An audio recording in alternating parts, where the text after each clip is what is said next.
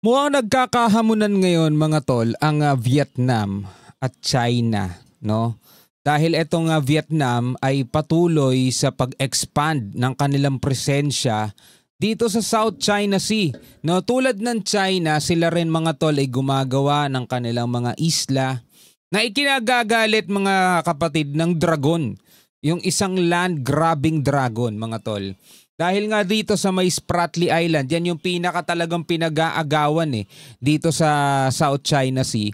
Meron tayong bahaging kiniklaim dyan sa Spratly. Yun ay kabilang sa 200 nautical miles exclusive economic zone ng Pilipinas. At meron ding kiniklaim dyan ang Vietnam. No? Pero yung kabuuan ng South China Sea, yan naman ay inaangkin mga tol o kiniklaim ng China. No, yung kabuuan na yun hindi part hindi bahagi kundi kabuuan. At ngayon, tulad ng China, etong Vietnam mga tol ay malapit ng malagpasan o masurpass etong China sa dami ng mga isla na kanilang kiniklaim. Kaya ikinagagalit ngayon yan ng China. So anong epekto nito sa Pilipinas, di ba?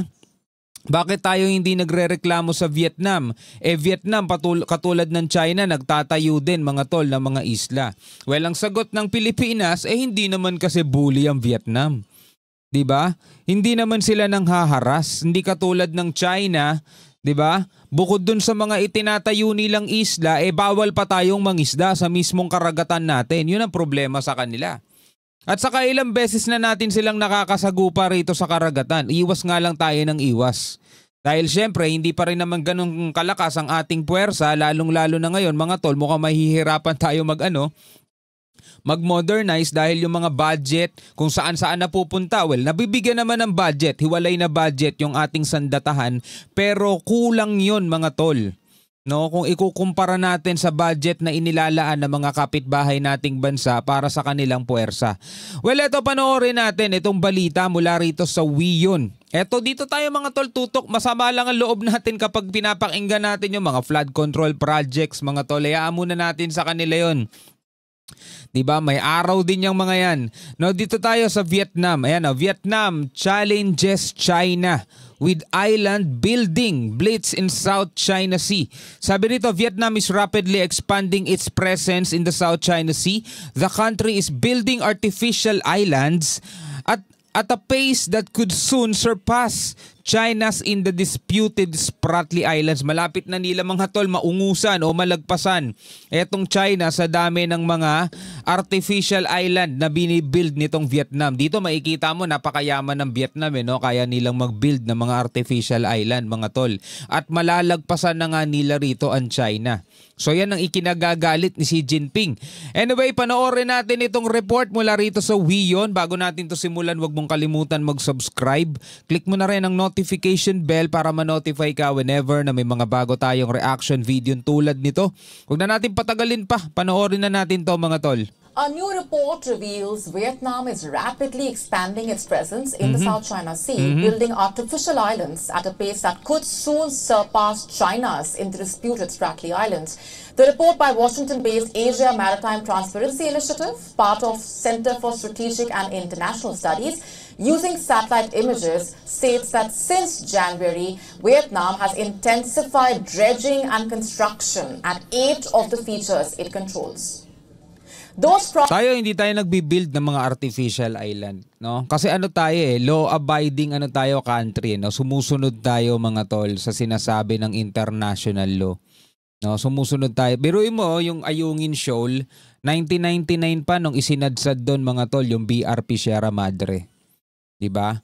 Marami ng presidente dumaan, 'di ba? Nagkaroon na ng Gloria, 'di ba? Natapos ang termino ni Erap, si Gloria pumalit kasi nga na-impeach siya, 'di ba? Hindi pala siya na-impeach, no? Talagang nagwala ang taong bayan noon kaya napilitan na lang siyang bumaba. Actually, hindi siya na-impeach. Si Gloria, si Gloria ulit, no? Tumakbo siya.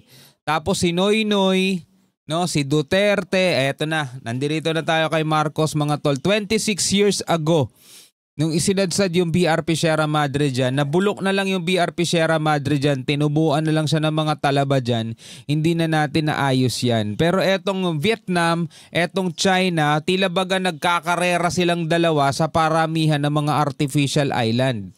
At ngayon silang dalawa ngayon ang nag-aanuhan, nagbababalaan sa isa't isa.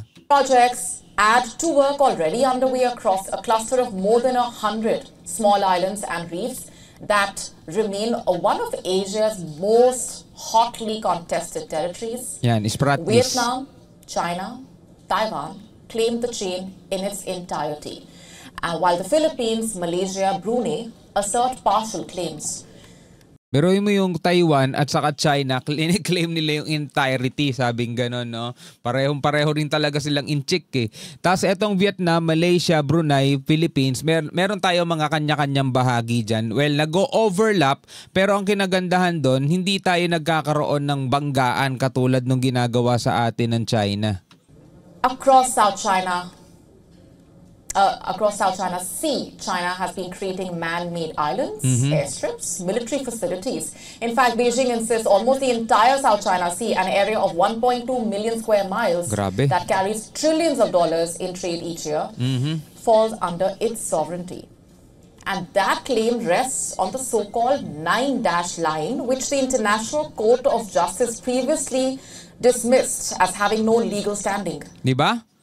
Narinig nyo, dismissed and no legal standing. Kasi nga, yung 9-dash line ng China, mga tol, ang sinasabi lagi ng China, yun daw ay minana nila.